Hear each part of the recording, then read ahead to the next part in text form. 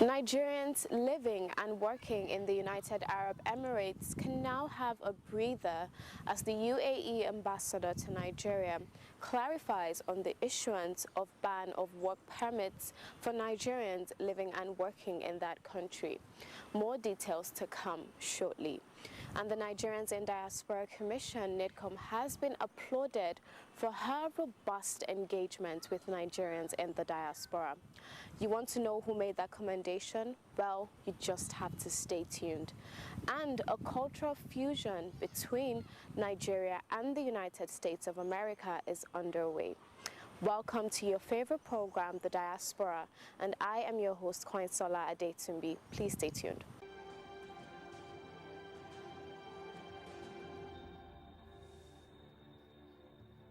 Speculations on the ban on the issuance of work permits for Nigerians living and working in the United Arab Emirates were rife, giving a lot of concerns. But the visit of the chairman CEO of the Nigerians in Diaspora Commission, Honorable Abike Dabiri Erewa, to the UAE ambassador to Nigeria was a big relief. There are many good Nigerians in UAE that are now being affected by the bad behavior of some. So this not being able to get the work visa is actually affecting some of them. I mean, we have professionals, doctors, teachers that are not affected at all because, you know, they're really up there. But there are some that work legally with some small firms. Now their work permit is not being issued and they didn't do anything wrong, except that the bad ones are now affecting the good. So we just thought, I mean, we have a whole lot of, every day that's what I get, a whole lot of, not even complaints, appeal, that when will this be over? Because if you had a job good, legally, but if your work permit is not renewed, then you have to leave the job. Then where do you go to? And the firms still want to. So we just thought we should take it up with you and find out the actual situation and see whether, you know, whatever can be done. I mean, we can't dictate to you. And then what is happening again is that Nigerians in the UAE are now mobilizing, you know, drain out the bad ones. They've been having conferences, they've been coming together to say, listen, you cannot spoil our name. UAE has been very good to us, you cannot spoil our name. And that's what we've been telling them. So they're doing that now, they're having conferences, talking to one another, and they are saying that if we see a bad Nigerian, we will be the ones to expose you. So we just felt we should ask you exactly what is the situation and what do we tell them? There has been no official restriction on Nigerians. From what I believe as an official position from the UAE, UAE is a very welcoming country. We have no discrimination against any nationality. Everyone is welcome to come and to work, to contribute, to transfer their business to the UAE, work with the UAE, either trade and investment, and go for tourism. We have a lot of Nigerians we are proud that we have a huge number of Nigerian nationals who go there for tourism, for medical tourism, for employment, for studying and education. And some of the elite professionals in Nigeria are also involved in good positions in the UAE, in the medical, engineering, university professors, and we truly appreciate that. And we'll continue to always find a solution to any consular issues. I conveyed this message to Ambassador Bolaji, the consular director in the Ministry of Foreign Affairs and the permanent secretary in the Foreign Affairs. We have no, at all, it's not a generalized thing as it is depicted in the social media. That is good news, because what we hear is, oh, you deliberately stopped issuers of work permits to Nigerians, and we're glad to hear that. We communicate that message to our brothers and sisters. And also tell Nigerians in the UAE that when they see anybody behaving badly, they are the ones that should stop it and warn their colleagues, and so that the bad may not affect the good. So it's very reassuring news, Your Excellency, and we look forward to continue strengthening relations between. We are more than happy. Yes, thank you very much. Thank you for the clarification. We hope the bond between the two countries be strengthened. Now, the Tanzanian High Commissioner to Nigeria, Ambassador Benson Alfred Bana, has commended Nigeria's frontline strides in her engagement with her diaspora for nation building. He stated this when he visited the chairman CEO of the Nigerians in Diaspora Commission, Honorable Abike Dabiri Erewa, in Abuja. Please watch. The relationship between Nigeria. This relationship existed since 1972. We cannot dent it. We had the common positions with Nigeria in the African liberation struggles, liquidation of apartheid in South Africa. We have never differed in any way with our colleagues in Nigeria. We have never differed on matters of interest. The Nigerian foreign policy interests are very well, they resemble very much the Tanzanian foreign policy agenda. Indeed, be it at the United Nations, be it at the African Union, and within our bilateral ties. So anything that would dent a relationship is not permissible. And I think you went the extra mile of trying to rewake the Joint Permanent Commission that will address these substantive issues. You ask even investors, key investors in Tanzania from Nigeria, namely Honorable Alhaji Dangote, Sahara Group, UBA Bank, GTB Bank, nobody would argue that we have faced the difficulty in investing in Tanzania Commission in Dar es Salaam. Thank you very much, Malaki. Tanzania is a beautiful country, and we thank you for visiting us. And we also thank you for your kind words. And really, we'll be glad to share with you what we've been able to do with our diaspora. But I think the first gratitude is to the President himself, President Muhammadu Buhari, who we describe as the #1 diaspora champion. Everywhere the President travels to, he meets Nigerians abroad. So that was the first thing we did, so that they know that the President will be meeting with them. They will exchange ideas, share, ideas, and have a conversation. So that is one of the very first things I know that we can share with you. Meeting with your diaspora at the highest level has given our diaspora a sense of belonging and a sense of being part of, even being at home. And then we thank the Parliament, of course, for passing the Diaspora Commission bill into law. So now we have a Diaspora Commission Act, which led to setting up the commission, of which I became the pioneer chairman of the commission. So number 2 is that I think you also should have an agency that should be able to strictly deal with your diaspora. I think that helps a lot. And you see, it's not about the number, it's about what they're able to do. So what we tell our diaspora is, it doesn't matter where you are, it's about what you can do and what you are doing with your country.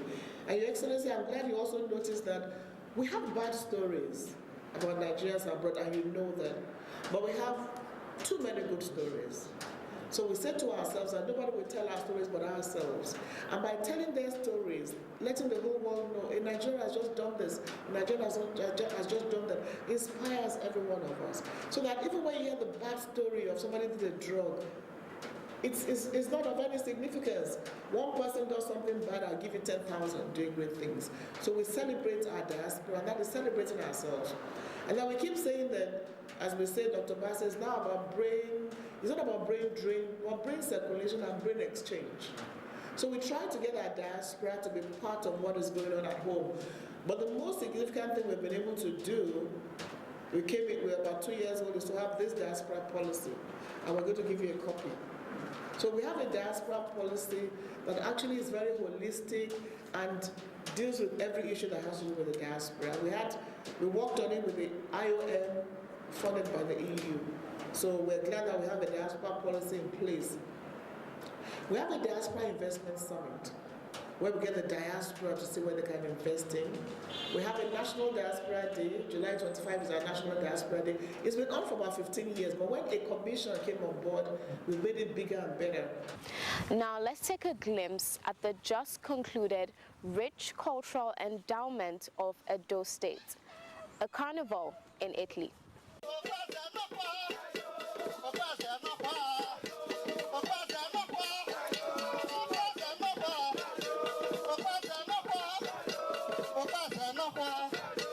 Nigeria's ambassador to Italy, Mfawa Abam, has pledged to push for the establishment of a Nigerian cultural and information house in Italy to further promote the country's rich culture. Abam made this known during the 2021 Edo Carnival organized by the Edo United Union in Rome, Italy, with the theme Promoting Culture, Tradition, Social Integration and Cultural Diplomacy. Abam urged Nigerians in Italy and in other countries to remain united, law-abiding in their host countries. He commended the Italian government for its hospitality and providing favorable living conditions for Nigerians. The embassy will not relent in its effort to collaborate with any cultural group in promoting our rich culture, and in particular to our Italian friends. It is my intention, therefore, to open discussions with our Ministry of Culture and Information and relevant Italian authorities to work out the possibility of having a Nigerian cultural and information here in Italy during my tour of duty. This, I believe, will afford our children born here to learn about our culture. In addition, such center will also assist Italian students interested in African culture to have a practical appreciation of our culture.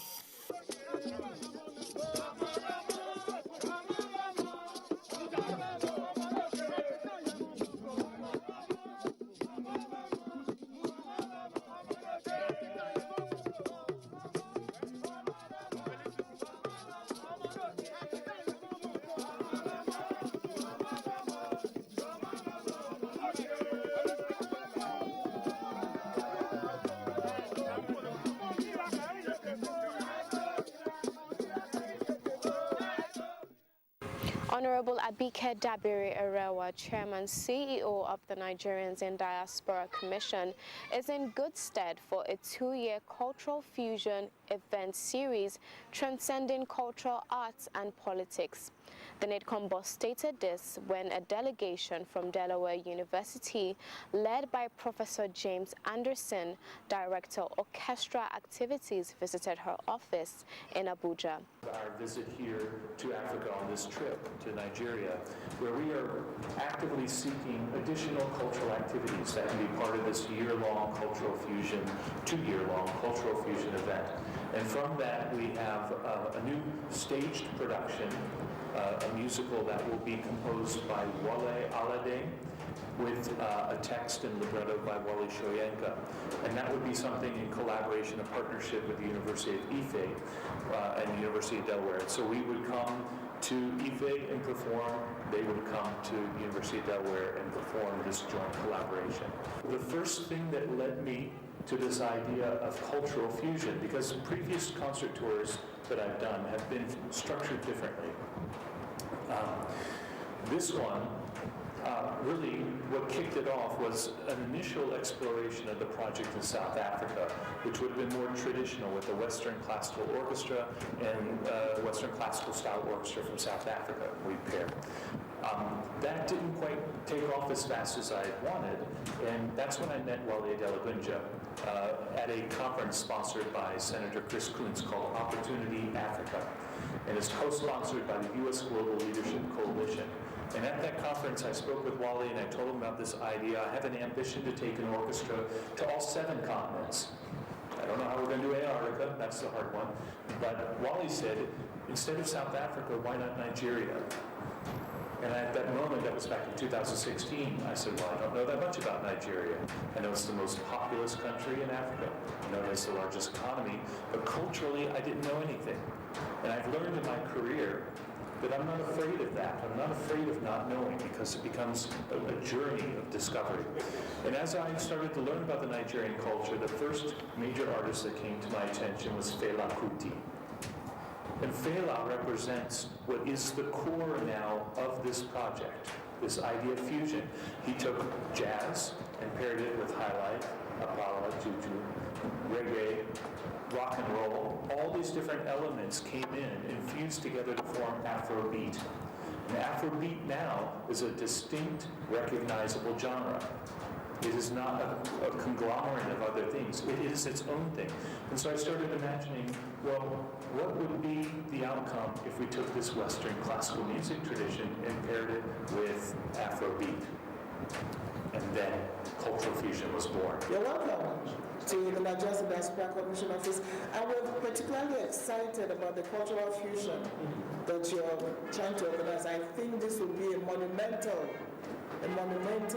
program that will actually be a great fusion between Nigeria and America. And I'm glad we realized that Nigeria is blessed with rich culture, which we don't even appreciate enough. So I'm hoping that what you're trying to do, this cultural fusion, will actually be a strong bridge between both countries, and I believe that even America will be better off for it. Absolutely. I like the fact that you're talking about students, the younger generation, and I believe a lot can happen. We're proud of our Nigerians in the diaspora, we're proud of our Nigerians in America, and what we're saying that you're developing American economy, you need to do something back home. So, Wale, thank you for bringing this to Nigeria and getting Delaware. Like I said, this is a cultural fusion that I'm sure will lead to a business and economic fusion between Nigeria and the United States. So we're excited about this, and we'll do everything to join you to make it very, very successful. Lincoln have a place in the state of Delaware. Yes. Yes. So Lincoln is leading us in the state of Delaware. Yeah, the governor, the lieutenant governor, all the legislators, they are looking for more of Lincoln. And so I say that to say that, please, whenever we call her, we would love to see her more, because there's so much to do. There's so much opportunities, so much business opportunity that we already, put in place when she came, and people are working on our behalf as we speak. So I use this opportunity to say thank you. I'm going to use this opportunity also to say, the visa, we had a big problem with visa. It was Lincoln through our chairman leadership that just, that helped us to get him visa on arrival. So we want to say thank you very much. Ha! Not so fast. Look, I'm tired. I want to check out of this country for greener pastures. Just calm down for a moment. Please sit down. Do you have a job where you're going to? No, but someone is arranging, Listen, Aliko. Checking out of this country without proper planning means one thing. Unimaginable begin. I've been in the diaspora, but legitimately doing great things at home and abroad. As I've been saying, without the proper footing abroad, the risk is not worth it. Listen, Aliko, it's better to be home than be trapped abroad, or even end up in prison.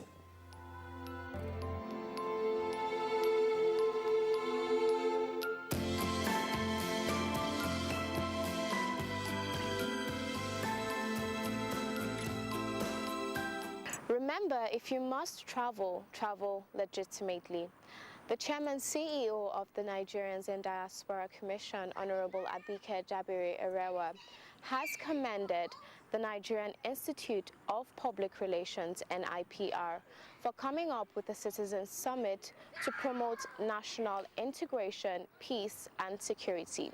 She urged NIPR to use the proposed Peace Summit to focus on diaspora components, particularly the second and third generation diaspora, for nation building. Enjoy the interaction. The Nigerian Institute of Public Relations worried at the trend and realizing that at the core of the problem of the country is probably the breakdown of communication among the component parts of the country. Decided that we needed to put a stop. We needed to come up with a process that will actually change the narrative. We have a lot to be grateful to God for in this country, but we have a lot more to do to ensure that it goes beyond gratitude to God. That we do the needful to ensure that this country goes to where it belongs. The general consensus is that we have no business being where we are today, ordinarily. We ought to be up there competing with the best, but we are not. So the Institute, as an auditor of relationship, as a mender, minder, and builder of relationship, felt that we need to service relationship in Nigeria. And the way to do it is actually for Nigerians to begin to re-engage themselves in a conversation that would restore hope and confidence of all of us in one another. That's why we came up with the idea of convening a summit, a citizen summit on national integration, peace and security that will enable Nigerians come together.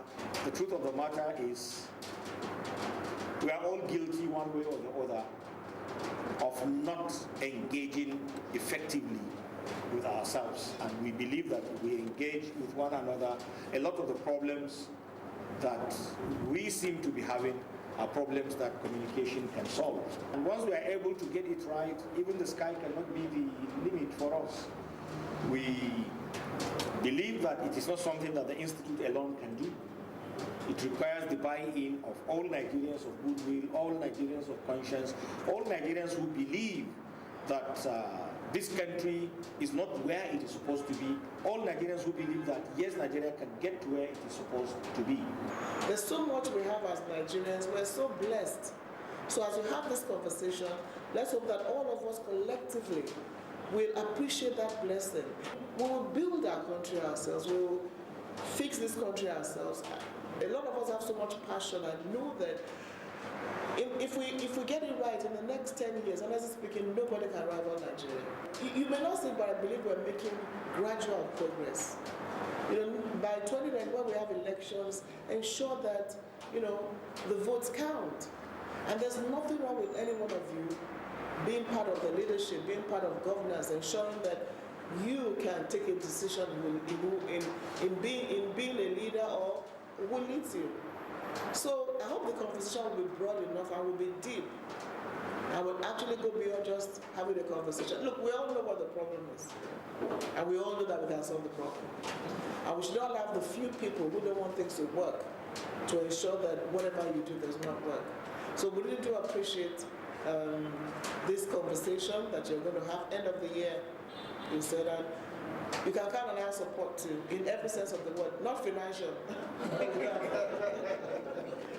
But we support you in every sense of the word. And it will be glad to have the diaspora aspect of the conversation as the 7th region. We can easily arrange that with you. We do our quarterly diaspora lecture series, so we'll be glad to have one with the NIPR in partnership to have this conversation with Nigerians. A great initiative there. Now over to our diasporan of the moment. Our diaspora of the moment is Hetty Ofugara Oraka Onojeje. Hetty Ofugara is a Delta-born Nigerian woman. Prior to her trip to the United States, Hetty Ofugara schooled at the University of Port Harcourt, Uniport, and graduated with her BSc in 1992. After then, she went on to complete her MS in the United States from the University of Maryland before completing her MBA in Marketing Management from the class of 2008. She has become the first black female to be promoted to commander of a U.S. Navy ship, a rare feat indeed. Congratulations. We celebrate you as our diaspora of the moment. Thank you for staying all through the program. We hope it's been worth your while. And in case you have anything to share with us, please do not hesitate to do so as we expect feedback on our show. Remember, you can reach us on all our social media platforms. On Facebook at Nigerians in Diaspora Commission, on Instagram at nidcom_gov, on our YouTube page at nidcom_gov, and on our website at www.nidcom.gov.ng.